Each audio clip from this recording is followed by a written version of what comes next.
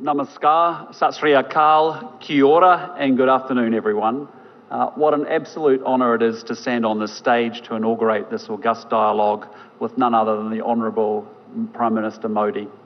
My good friend, can I say thank you so much for generously welcoming me to India and for our very warm discussions that we had this morning. I'm a great admirer of your extraordinary achievements as Prime Minister, as you know. In the almost 11 years that you've occupied the Prime Minister's office, you have weathered the COVID storm and still managed to expand India's economy by 50%. You have lifted 250 million of your countrymen out of poverty and eliminated extreme poverty. And today, India is at the leading edge of technology with massive innovative potential. You were the first country to land on the moon's South Pole, and in the process drawing the world's attention to India's extraordinary technological prowess. And Prime Minister, during your tenure, the men in blue have been the most dominant side in cricket's white ball competitions, most recently winning the Champions Trophy last week in Dubai against my men in black. Yes. And breaking many, many New Zealanders' hearts in the process, including mine, but I will be the bigger person and just say congratulations.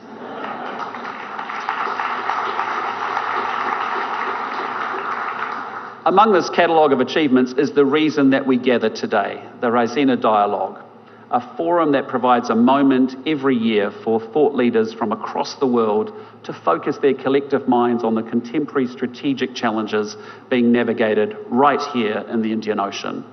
And I applaud Dr. Jay Shankar and Samir Saran for the intellectual leadership that they have shown driving this dialogue over the past 10 years. It has grown into a hugely influential forum. And look no further than the luminaries that you attract. 6 former heads of government and ministers from over 30 countries and representation from so many more here today.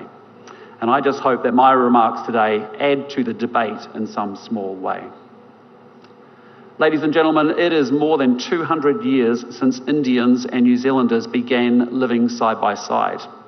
At the beginning of the 19th century, well before we became a nation, Indian sailors jumped ship in New Zealand, with some meeting up with locals and marrying into our indigenous Maori tribes. And a few years later, Maori traders began travelling to Kolkata to sell tree trunks used in sailing ships, an exchange that echoes down the ages. And just as they were 200 years ago, Kiwi Indians today are fully integrated into our multicultural society. New Zealanders of Indian heritage comprise 11% of the people living in Auckland, our biggest city. And I've brought with me to New Delhi a selection of the Kiwi Indian community leaders, members of parliament, captains of industry, yes, professional cricketers, and even an online influencer who has revolutionised investment for women the world over. In short, a selection of Kiwi Indians who get up each and every single morning to make New Zealand a better place to live.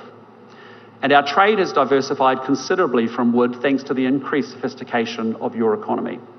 India today is a critical source of pharmaceuticals and machinery for us, while we are a great tourism and education destination for you. And India has become an ever more significant feature of our society. And yet while there has much that has been developed and changed, there has been something missing at the core of our relationship. With a country as consequential as India, we need rich political interaction, engaged militaries, strong economic architecture, and connections that support a diaspora that bridges between our two great nations.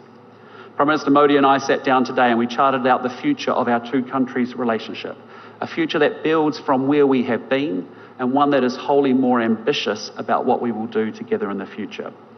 We agreed to our defence forces building greater strategic trust with one another while deploying together and training together more. We want our scientists collaborating on global challenges like climate change and on commercial opportunities like space. We are supporting our businesses to improve air links and build primary sector cooperation. We will facilitate students and young professionals and tourists to move between our two countries. And we've instructed our trade negotiators to get on and negotiate a comprehensive free trade agreement between our two great nations. A comprehensive agenda to underpin a comprehensive relationship. And as we both look to the future, the opportunity for both of our governments is to sustain that momentum, not only to follow through on the commitments that we have made to one another, but to proactively build on that platform by exploring new opportunities and creating new architecture, to ensure that we are creating strategic trust and commercial connection between two countries at the bookends of our wider Indo-Pacific region. Ladies and gentlemen, it is to the Indo-Pacific that I now turn, and there are many reasons to be excited about our region, and I want to single out the two biggest opportunities. First, India and New Zealand are fortunate enough to live in the world's most economically dynamic region. The Indo-Pacific will represent 2/3 of global economic growth over the coming years. And by 2030, it will be home to 2/3 of the world's middle-class consumers. And India itself lies at the heart of this exciting economic future. And it's easy to focus on the troubles the world faces, but it's worth reflecting for a moment on what economic development at this scale means at a human level. Here in India, you've gone from only the very few in rural areas having a water or power connection to almost everyone. And that means that people have better health and education outcomes, and that in turn creates hope and optimism about the future for individuals and their families. Replicated across literally hundreds of millions of people, that process of development generates dynamic economies, growth that offers massive opportunities for every country in the Indo-Pacific region and the families and the individuals within them. Now, the second big opportunity is technological change. We are on the cusp of a transformation of our economies and societies in a way that we can barely now imagine. I'm talking about artificial intelligence, which is within reach of achieving the cognitive powers of a human being. But I'm also thinking of a range of other technologies, quantum, biotech, advanced manufacturing, that are going to have profound impacts on our economies. And it has felt like this technological transformation has been long heralded, but never quite arrived. Well, it seems to me that a series of innovations, the always online world, big data, powerful computing, machine learning, accumulating in ways that are going to tip over into a dislocation that is new and altogether different. The game is about to change because we are on the cusp of an explosion in the application of AI, a technology that will have an impact across the whole economy, not just in one or two sectors, a technology that will transform the way that we work, the way that we study, and the way that we entertain ourselves, a technology that will force governments to think in entirely different ways about how they deliver public services and secure their nations. And certainly this presents risks that will need to be managed. For example, militaries are already using AI, which means the international community is going to need to develop new norms about how this is done in a way that ensures compliance with the rules of war and also ensures human responsibility in conflict. But my message is that while we need to manage that change, we cannot allow ourselves to be paralysed by the risks. For those who believe that they can outcompete through this period of technological disruption and dislocation, the opportunities are there. The citizens, the companies, and the countries that embrace the coming change will be the ones that reap the dividends. Yet there's also no doubt that there are fundamental trend lines in the Indo-Pacific that present geostrategic risks to both growth and prosperity. And these have long-term drivers that are not going away and have been amplified by recent events. Past assumptions that underpin the previous generation's geopolitical calculations are being totally upended.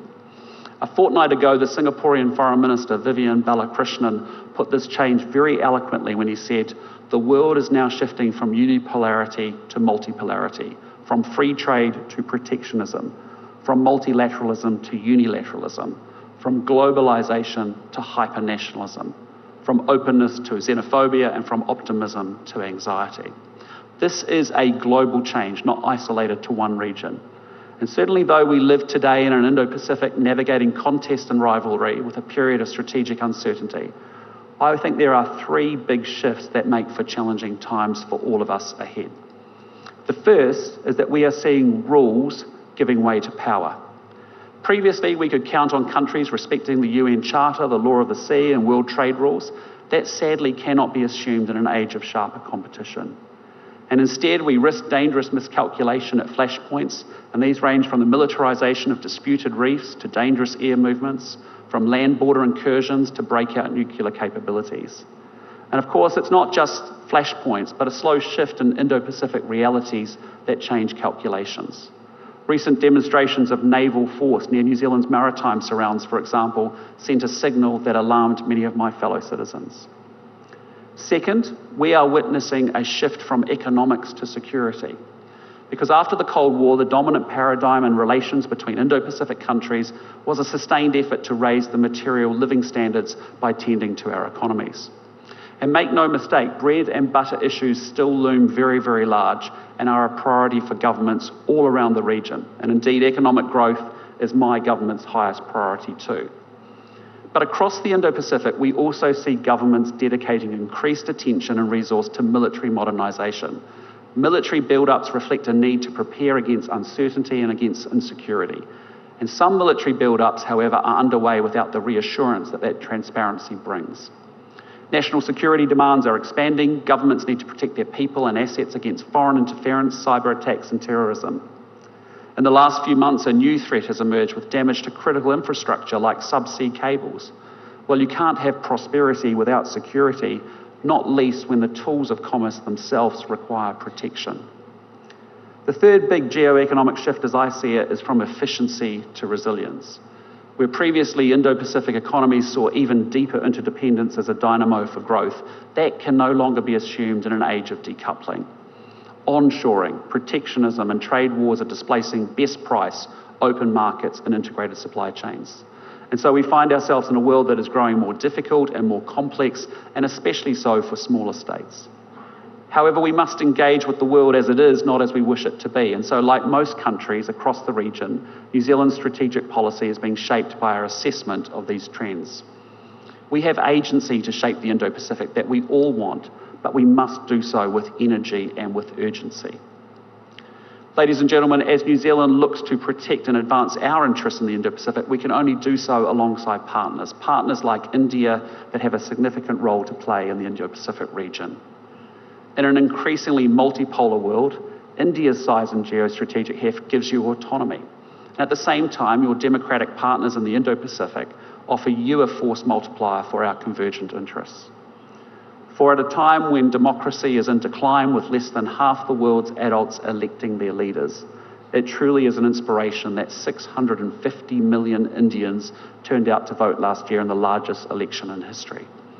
Your national election is a triumph of logistics, but it's also a triumph of legitimacy. An election that means your leaders serve their people rather than your people serving their leaders. Now, I don't advocate arbitrary divisions between democracies and autocracies, and just because we are democracies, we won't always see eye to eye. Nonetheless, there's truth in the fact that our democratic governance means that we share a belief in the freedom to choose, giving everyone a voice and respect for the rules. Our interests increasingly converge around seeing three ideas as an aligned set of organising principles for our Indo-Pacific region. And the first is that we want to live in an Indo-Pacific where countries are free to choose their own path, free from interference. A region where no one country comes to dominate. And it is a sign of the times that I have to stand here defending respect for sovereignty, yet New Zealand's approach is increasingly shaped around that objective. Just on Saturday, I joined a call led by Prime Minister Starmer focused on what more those contributing to Ukraine's defence can do to support a just and lasting peace, to help a country whose sovereignty and territorial integrity has been so flagrantly attacked.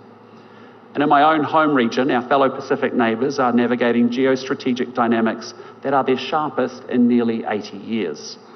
And in a deeply contested world, Pacific partners are being asked to make choices that may undermine their national sovereignty. They risk falling into over-indebtedness. They must make choices about dual-use infrastructure, and they face pressure to enter new security arrangements. New Zealand invests in working alongside Pacific countries to boost their capacity to make independent choices free from interference. Yet size alone cannot inoculate a country from these dynamics. Building strong and diversified relationships is the key to mitigating the risk of dependence on a few. And that is why my government is investing in our key relationships, from traditional partners to thickening and deepening our relationships across Southeast Asia, and in a serious way with India too. And we have a responsibility to invest in our own security as a down payment on our future ability to choose our own path. And that is why New Zealand will be scaling up and doing more to support our own defence. We plan to better resource and equip our defence force to ensure that we can continue to defend our interests, whether in our near region, in our alliance with Australia, or in support of collective security efforts with partners like India.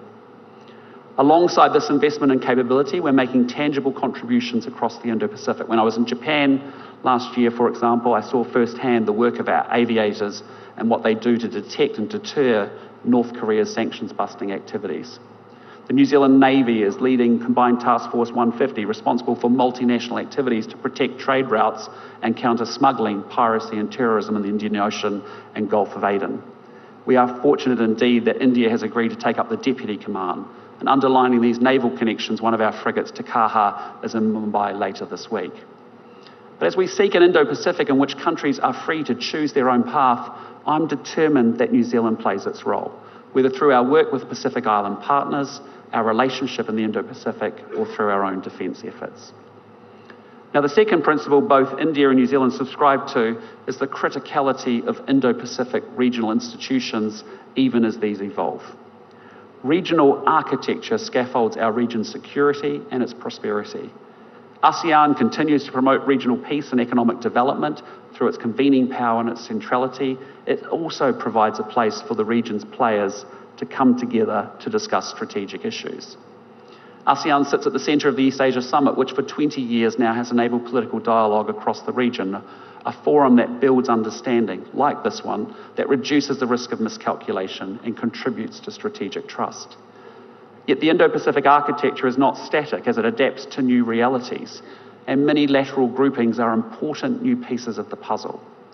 The Quad has emerged as an important vehicle promoting an open, stable and prosperous Indo-Pacific region. And India's contribution to that evolution, of course, has been vital.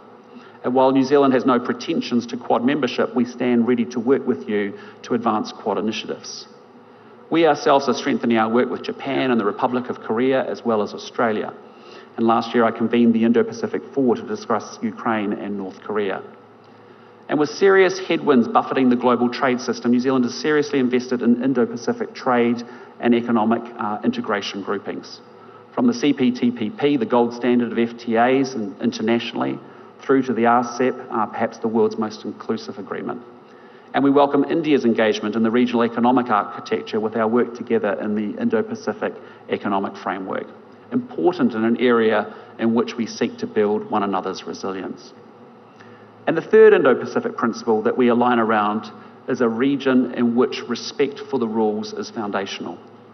Globally, rules are being undermined, whether those around territorial integrity, freedom of navigation, or laws of war. Yet these are the very rules that preserve an Indo-Pacific order that is not might is right alone. And as I've said before, there is no prosperity without security. The rules that underpin our security also allow our businesses to operate with great certainty, and those rules deliver daily in meaningful ways for our people and our populations. For example, 1 in 4 jobs in New Zealand rely on exports, and our exporting businesses being able to depend on the predictability that those rules deliver. And in a miracle that's only possible thanks to globally accepted aviation standards, 120,000 flights carry 12 million passengers and operate safely between their destinations each and every day. These rules shape the character of our region. And we must remain committed to this rules-based system, even while acknowledging its very shortcomings. And it is a truism that the world of 2025 is vastly different from 1945, and our global institutions sadly have been way too slow to adapt. So we're not talking about starting over by remaking the global order. Instead, I tend to agree with Dr. Jaishankar when he says that we want an order in which change is evolutionary at a pace that is comfortable and steady. And that's why New Zealand supports reforming global governance frameworks to better reflect today's realities. Rather than casting them aside, they should give greater voice to the developing world and underrepresented regions. Countries like India, that plays such a central role in the global community, should have a seat at the table. And we've therefore long advocated and supported India having a permanent seat on a reformed UN Security Council. Distinguished guests, ladies and gentlemen, it has been truly a privilege to speak with you today at this important forum for global dialogue. The geostrategic picture I've painted is quite stark. Rules are giving way to power, economics to security, and efficiency to resilience. And the tectonic shifts unfolding highlight that we, working alongside partners and friends, must navigate disruption, uncertainty, and sharpening pressure on our national interests. Yet we will not be overwhelmed by complexity and challenge. We must go forward with great confidence. We live at the heart of the world's most exciting and dynamic region, the Indo-Pacific. We live in an era of technological transformation that offers outsized opportunities. And we are countries with solid underlying democratic institutions which will underpin our society's future success. India and New Zealand have extraordinarily talented people, and both our countries have a clear plan that reflects and reinforces the connections between our security and our prosperity. We cannot afford to be thrown by the rapid pace of change. We must grapple with shifting realities and capitalise on these for all of our people's benefits. We will create and seize opportunities. We will invest in our capabilities. This is our region, and its future will be shaped by the choices that we all make together. Thank you, ngā mihi nui, and dhanyavad. Thank you very much.